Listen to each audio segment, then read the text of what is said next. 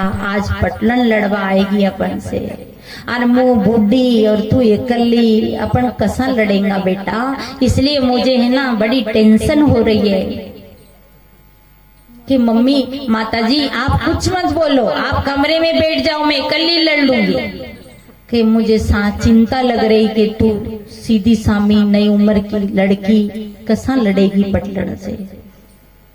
अब वो आई पटलन, अब पटलन देवे गाड़िया, जो भी गाड़िया आप सब जानो ना, गाड़िया मुझे दे के बतावा की जरूरत तो है को नहीं। हाँ, गाड़िया देवे लगे नहीं। जब ये घूंघट की आड़ में से बंदूका की गोलियां चाली जाने की, तो गाड़िया देवा लगी, कहा खूब गालियां दे, खूब गालियां दे। और वो है ना घूंघट उठावे और यूं बता दे सीटो, बोले नहीं। और फिर वो पटलन फिर गालियां देवे, जो गालियां देवे गालियां देवे, और फिर वो घूंघट उठावे और फिर यूं उंगली बता दे। पटलन गालियां दे दे के थक गई और वहीं बैठ गई और के गई कि आज के बाद मैं किसी से नहीं लड़ूंगी। राजा साहब ने गांव में पतो चालियो कि पटलन ने लड़ने को फैसलो बदल दिया, आज से पटलन नहीं लड़ेगी। राजा साहब ने कहा गजब हो गया, मेरे समझाने से पटलन नहीं मानी, ये बहू ने क्या कर दिया। राजा साहब ने बहू को बुलाया, बेटा तूने ऐसा क्या किया। कि महाराज जी मेरी मम्मी सत्संग में जाती थी और मेरी मम्मी ने मुझे एक ताबीज दिया था, क्योंकि मेरी मम्मी को गुरुजी ने एक ताबीज दिया था।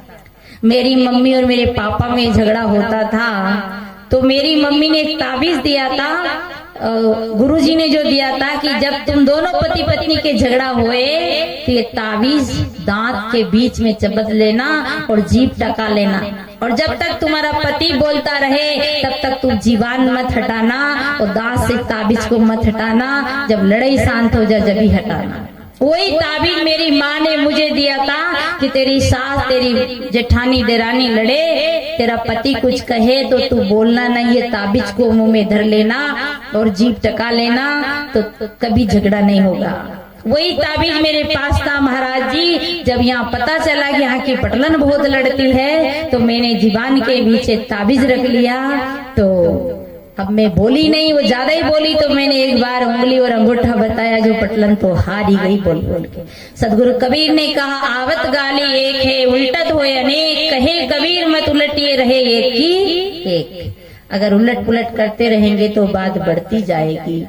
इसलिए सज्जनों, ये मानव जीवन जो है बहुत पवित्र है, इसलिए हमें परोपकार करना चाहिए वचन से, मन से और काया से।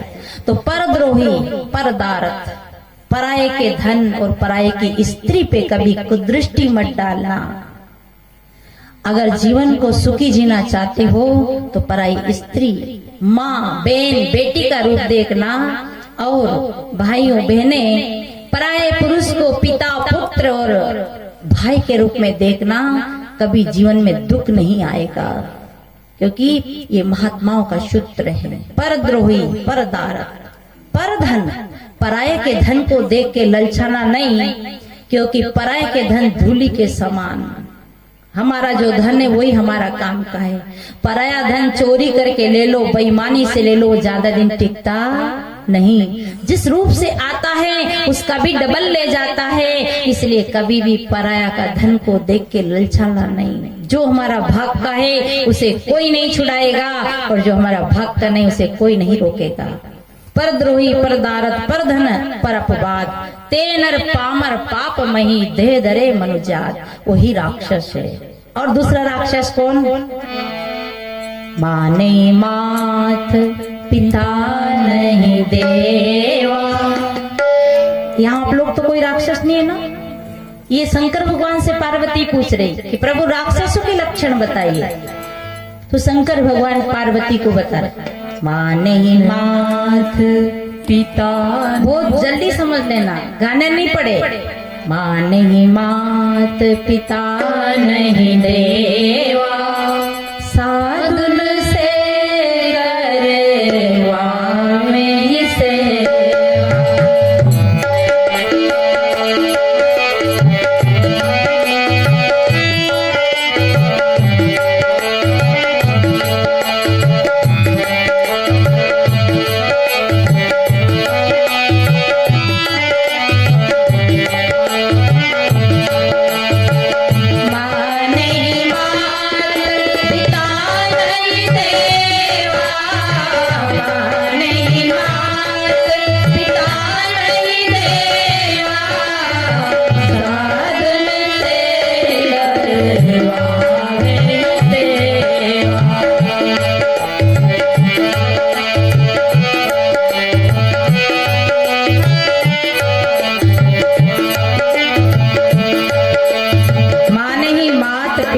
करवावही देवा, साधुन से करवावही सेवा, जिनके ये आचरण भवानी, ते जानो निस्सर सम प्राणी। अब माता पिता को कौन नहीं मानता है? यहाँ तो सब मानते हैं। सबसे बड़ा देवता हमारा माता पिता है। शास्त्रों में अगर कोई देवता बताया है तो 4 देवता बताए, मातृ देव भव, पितृ देव भव, अतिथि देव भव और आचार्य देव भव। और हमारे देवता तो बहुत है, परंतु जिनने 4 देवता को छोड़कर करोड़ों देवता की पूजा करी, वो सारी पूजा बेकार गई। इसलिए 4 देवता को मत भूलना, बाकी फिर आपकी मर्जी, जितना देवता मानो उतना ही मानो। वैसे देवता तो बन जाता है, हम बना लेते। एक देवता पूजा कर बजाते साहब, तो एक देवता की पूजा करते हैं। हमने रखा है उसको, गणेश जी बना के, भेरू जी बना के, जंद बाबू बना के, कालो गौरव बाबू बना के रखा है।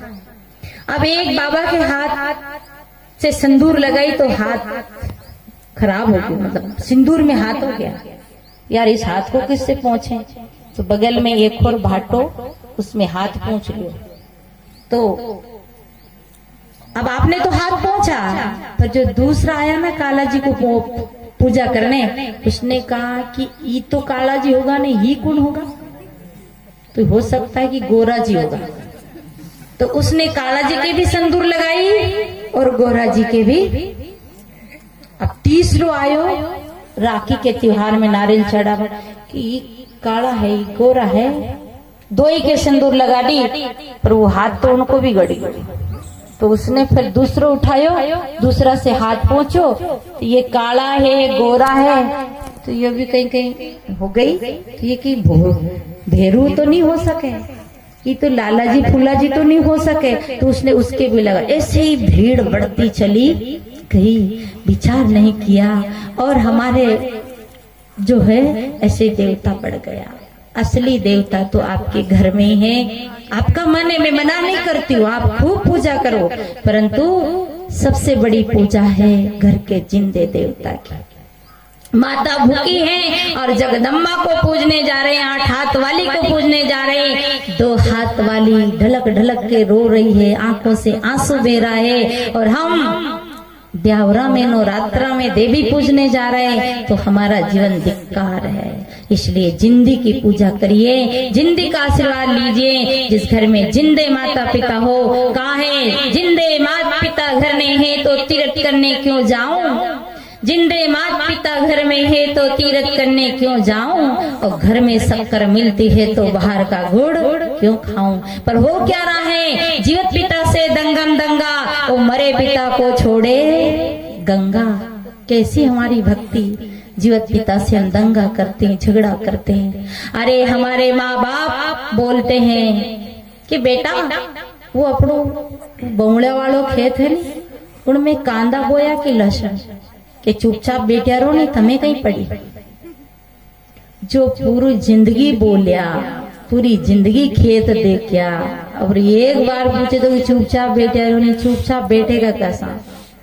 अरे हम 100 बार कहते पिताजी ये क्या, बोले कौवा, पिताजी ये क्या, बोले हेलीकॉप्टर, पिताजी ये क्या, बोले गाड़ी, ये क्या, ये बैल, ये हवाई जहाज, ये पक्षी, ये कुत्ता, ये बिल्ली। हमारा 100 बार उत्तर दिया गया।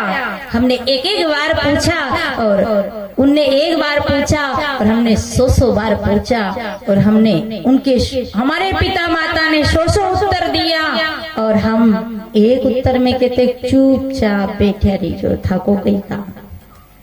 तो बताओ उनका दिल कितना दुखता होगा, फूट फूट के पलंग पे रोते होंगे। 2 बूढ़ा तो बेचारा रो रहा था। अब बूढ़ा तो सभी रोए, देखो छुप छुप के रोए, उजागर रोए, तो इनके की कहीं चूड़ियां पहन रखी, जो औरतें कहीं रो लिया। बहुत सारा लोग है ना छुप के रोए। क्यों रोए? रोनो पड़े, क्योंकि कोई सुने नहीं, कोई माने नहीं, कोई पूछे नहीं। और बहने इनकी पूजा मत करना, पर इन्हें पूछ लेना, पूछ लेने में पूजा हो जाती है। काम आपको ही सब करना है, पर इन बुजुर्गों को पूछ लो तो पूजा के बराबर सम्मान हो जाता है इनका। पर जब पूछते नहीं, जब आंसू आते हैं, दुख होता है। जो दो बूढ़ा है ना, बातें कर रहा था कि भैया कोई नहीं पूछे, अन बुढ़ापा में कोई नहीं पूछे।